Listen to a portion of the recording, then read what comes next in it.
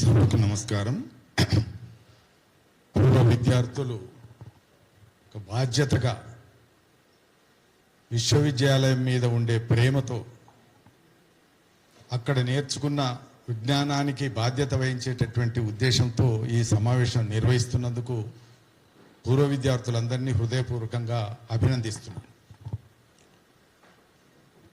విశ్వవిద్యాలయాలు అన్నీ వేరు. ఉస్మానియా విశ్వవిద్యాలయం ప్రత్యేకమైనటువంటి వ్యక్తిత్వం, అస్తిత్వం కలిగినటువంటి ఉద్యమ విశ్వవిద్యాలయం.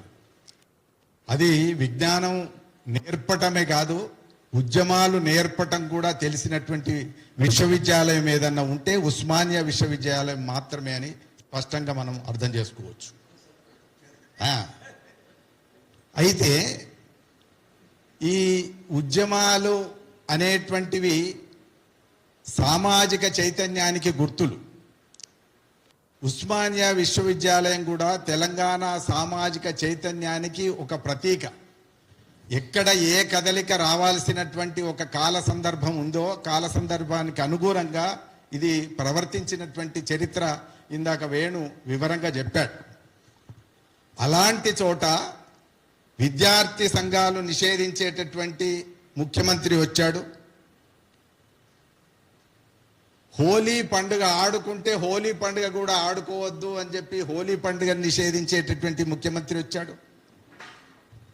అక్కడ ఏ చిన్న కదలిక కూడా జరగడానికి వీల్లేదు, అట్లా జరిగితే నిధులు కూడా ఇవ్వను అని చెప్పి నిధులన్నీ పక్కకు పెట్టినటువంటి ముఖ్యమంత్రి వచ్చాడు. ఇందరు ముఖ్యమంత్రులు వచ్చారు, కానీ అసలు విశ్వవిద్యాలయంలో ఏ హక్కులు లేవు, ఏ నినాదము లేదు, ఏ ధర్నాలు చెయ్యనివ్వను అని చెప్పేటటువంటి ముఖ్యమంత్రి మాత్రం ఇప్పుడే వచ్చాడని నేను అనుకుంటున్నాను. ఇది కేవలం వీసీ చేసినటువంటి నిర్ణయంగా నేనైతే అంగీకరించటం లేదు. ఇది తప్పకుండా వీసీ ఏదో ఒక దశలో ఏదో ఒక పద్ధతిలో మాట్లాడిన తర్వాత వచ్చినటువంటి ఒక సర్క్యులర్ అని నా భావన. దీంట్లో చివరి అంశంగా అనుకుంటాను, వేన్ చదివినప్పుడు 5వ అంశంగా అనుకుంటాను, ఏ వ్యక్తి గురించి కూడా బూతులు మాట్లాడొద్దు అనే క్లాస్ కూడా దీంట్లో పెట్టారు. నిజానికి వాళ్ళు ఎక్కువ బూతులు మాట్లాడుతున్నది ఈ రాష్ట్ర ముఖ్యమంత్రి మాత్రమే. అది ఆయన దిద్దుకోకుండా ఆ వీసీ కూడా ఆయన వ్యక్తిత్వాన్ని కాపాడుకోకుండా విద్యార్థుల మీద నెట్టేసి విద్యార్థులు బూతులు మాట్లాడుతున్నారని చిత్రించడం అనేటువంటిది ఈ సర్క్యులర్ చేస్తున్నటువంటి అతి హాస్యమైనటువంటి వెకిలి అయినటువంటి నిర్ణయం అని నేను అనుకుంటున్నాను. ఎమర్జెన్సీని కూడా చూసినాం, కానీ ఎమర్జెన్సీలో ఫలానా నినాదం వద్దనొచ్చు, కానీ ఇప్పుడు నినాదమే వద్దంటున్నారు. ఏ నినాదం వద్దంటున్నారు? ఇది ఎట్లాంటి ఎమర్జెన్సీయో మనం అర్థం చేసుకోవాల్సి ఉంది. కాబట్టి అన్ని కోణాల్లోంచి చూసినప్పుడు ఇక్కడ పార్లమెంటరీ రాజకీయాలకు సంబంధించినటువంటి ఒక విద్యార్థులు పార్లమెంటరీ రాజకీయాల్లో ఎదిగి సభ్యులుగా ముఖ్యమంత్రులుగా అయినటువంటి సందర్భాలు కూడా ఉన్నాయి. పార్లమెంటుకు వెళ్ళారు, అసెంబ్లీకి వెళ్ళారు. విప్లవ సంఘాలకు సంబంధించినటువంటి అధ్యయనాలు నేర్చుకొని ఆ దిశగా వెళ్ళినటువంటి వాళ్ళు ఉన్నారు. పరిశోధనలు నేర్చుకొని పరిశోధకులుగా మారినటువంటి వాళ్ళు ఉన్నారు. ఇన్ని రకాలైనటువంటి వైవిధ్యంతో కూడినటువంటి ఒక విశ్వవిద్యాలయంలో ఇవాళ ధర్నాలు వద్దని, ఇవాళ నినాదాలు వద్దని, సరే బూతులు అనేది ఎవరికి హక్కు కాదు కనుక బూతులు అనేటువంటి అందరం పరిహరించాలి. అది మొదట ఈ రాష్ట్రానికి ముఖ్యమంత్రిగా ఉన్నటువంటి ఆయన దిద్దుకొని మిగతా వాళ్ళకి చెప్తే బాగుంటుంది అని చెప్పి నేను అనుకుంటున్నాను. అబద్ధాలు మాట్లాడుతున్నారు, బూతులు మాట్లాడుతున్నారు.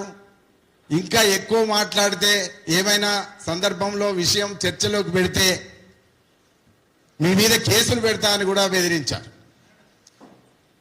హోలీని ఆడుకోనియకపోవటం మాత్రమే కాదు, ఇవాళ బతుకమ్మ చేతిలోంచి తీసేసిన తర్వాత కూడా బతుకమ్మకు వ్యతిరేకంగా, తెలంగాణ తల్లికి వ్యతిరేకంగా ఏం మాట్లాడినా కూడా మేము కేసులు పెడతామని బెదిరించాడు.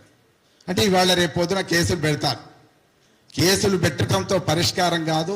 చాలా స్పష్టంగా మనమందరం ఒక విషయం చెప్పాల్సింది, విశ్వవిద్యాలయాలు స్వయం ప్రతిపత్తికి కేంద్రాలు, చైతన్యానికి కేంద్రాలు, విద్యకు నిలయాలు. ఇవన్నీ చోట్ల అన్ని సమస్యలు ఉంటాయి. విద్యార్థుల్ని మించినటువంటి చైతన్య శక్తులు ఇంకెక్కడ ఉండవు. విద్యార్థుల్లో చైతన్యం లేదని మనం బాధపడుతుంటే సోషల్ మీడియా ఆక్రమించుకొని సోషల్ మీడియా వల్ల విద్యార్థులు చాలా విషయాల మీద పట్టించుకోవడం లేదని మనం బాధపడుతున్న సన్నివేశంలో విద్యార్థుల్లో చైతన్యం ఎక్కువైంది అని చెప్పి ఆ చైతన్యాన్ని నిషేధించడం కోసం ఈ సర్క్యులర్ తేవడం అనేటువంటిది ఎంత హాస్యాస్పదంగా ఉందో మనం ఆలోచించుకోవచ్చు. నిజానికి విద్యార్థులే కనుక నిజమైనటువంటి చైతన్యంతో ఉంటే ఈ సర్క్యులర్ రాదు. ఈ సర్క్యులర్ ధైర్యంగా తెచ్చారంటే దాని అర్థం ఏంటిది అని అంటే ఎట్లాగో విద్యార్థులు పట్టించుకోరు అనేటువంటి భావన ఎక్కడో వాళ్ళకు ఉంది. కానీ విద్యార్థులు పట్టించుకుంటారు, పూర్వ విద్యార్థులు కూడా పట్టించుకుంటారు అని మనం అందరం చెప్పాల్సినటువంటి ఒక సందర్భం కూడా ఉంది. విశ్వవిద్యాలయం అనేది ఏ ఒక్కరికి సంబంధించింది కాదు. ఇందాక మిత్రులు చెప్పారు, ఇది అందరికి సంబంధించింది. ఇది తెలంగాణ ఆస్తి, తెలంగాణ సామాజిక సంపద. కాబట్టి తెలంగాణ సామాజిక చైతన్యవాదులందరూ కూడా ఈ సర్క్యులర్ను వెంటనే విత్డ్రా చేసుకోమని కోరాల్సినటువంటి అవసరం ఉంది. మనంగా అందరం కలిసి పూర్వ విద్యార్థులమైనా సరే లేదా విశ్వవిద్యాలయ శ్రేయోభిలాషులమైనా సరే మనమందరం కలిసి ఆ విద్యార్థుల్ని కలవడానికి కూడా వెళ్ళి విద్యార్థుల్లో ఒక చైతన్యాన్ని నింపి, ఇది విద్యార్థుల్లో చైతన్యం లేకపోతే ఇక్కడితో ఊరుకుంటారు అనేటువంటి భావనను తొలగించేటటువంటి దిశగా మనం వాళ్లను ప్రేరేపించాల్సినటువంటి ఒక అవసరం ఉంది. ఈ లోపల స్పష్టంగా చెప్పడం ఏంటంటే వీసీ గారు ఏమాత్రం వ్యక్తిత్వం ఉన్నా ఈ సర్క్యులర్ వాపస్ తీసుకోవాల్సి ఉంది. విద్య మీద ప్రేమ ఉన్నా, లేదా అక్కడ చదువుకున్నటువంటి చదువుల మీద ప్రేమ ఉన్నా, లేదా అక్కడ జరిగినటువంటి సామాజిక ఉద్యమాల మీద ప్రేమ ఉన్నా కూడా వెంటనే సర్క్యులర్ వాపస్ తీసుకోవాలి. ధర్నాలు చేయకుండా ఉండడం అనేటువంటిది ఏ ప్రభుత్వానికి మంచిది కాదు. ఈ ప్రభుత్వం, గత ప్రభుత్వం ఏ ప్రభుత్వానికి మంచిది కాదు. నిజానికి నాకు తెలిసినంత వరకు ఉస్మానియా విశ్వవిద్యాలయం గత ప్రభుత్వం ఏర్పాటులో కూడా వాళ్ళ పాత్ర ఉంది, విద్యార్థుల పాత్ర ఉంది. ఈ ప్రభుత్వం ఏర్పాటులో కూడా వాళ్ళు బస్సు తీసుకొని వెళ్ళి ప్రచారం చేసి ఈ ప్రభుత్వాన్ని తీసుకురావడంలో కూడా ఉస్మానియా విశ్వవిద్యాలయ విద్యార్థుల యొక్క చైతన్యం ఉంది. ఆ దృష్ట్యానైనా సరే ఈ సర్క్యులర్ను వాపస్ తీసుకోవాలి. దీన్ని ఇవాళ మనం అధికారంలోకి వచ్చిన తర్వాత ఇంకెవరికి చైతన్యం అవసరం లేదు అని చెప్పి అనుకోవడం అనేది ఇది నిరంకుశత్వం మాత్రమే అవుతుంది. కనుక దీన్ని తీవ్రంగా ఒక రచయితగా నేను ఖండిస్తున్నాను. ఈ వీసీ వెంటనే దీన్ని విత్డ్రా చేసుకోవాలి, వాపస్ తీసుకోవాలి. ఆ సామాజిక వర్గాన్ని కూడా మొత్తంగా సామాజిక వర్గాన్ని అపనింద పాలు, అపఖ్యాతి పాలు చేసేటటువంటి పద్ధతి కూడా మానుకోవాలి. ఫలానా అతనికి నేనే వీసీ ఇచ్చాను, ఫలానా అతనికి నేనే ప్రిన్సిపాల్ ఇచ్చాను అని మాట్లాడుతుంటే ఆ ప్రిన్సిపాల్ గారు చెప్పారు, నేను ఎవరో ఇస్తే రాలే, నా ప్రతిభతో వచ్చాను అని చెప్పాడు. నా స్వయంగా వచ్చాను, నన్ను ప్రభుత్వం నియమించలేదు, ప్రభుత్వం ప్రిన్సిపాల్ని నియమించదు అని చెప్పాడు. కాబట్టి ఇవన్నీ దృష్టిలో పెట్టుకొని ఆ సామాజిక వర్గానికి కానీ తెలంగాణ సమాజానికి కానీ అపఖ్యాతి తెచ్చేటటువంటి ఇలాంటి సర్క్యులర్లను ఈ ముఖ్యమంత్రి గారు కానీ వీసీ గారు కానీ వెంటనే విత్డ్రా చేసుకోవాలి.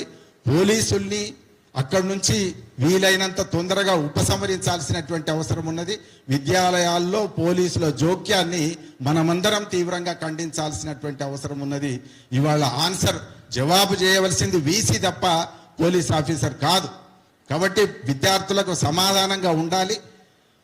విద్యార్థుల యొక్క హక్కులను రక్షించడంలో ప్రధానమైనటువంటి బాధ్యత వీసీ పోషించాల్సినటువంటి ఒక అవసరాన్ని నేను వీసీ గారికి చెబుతూ ఈ సర్క్యులర్ను విత్డ్రా చేసుకోవాల్సిందిగా రేవంత్ రెడ్డి గారికి నేను వినయంగా విజ్ఞప్తి చేస్తున్నాను.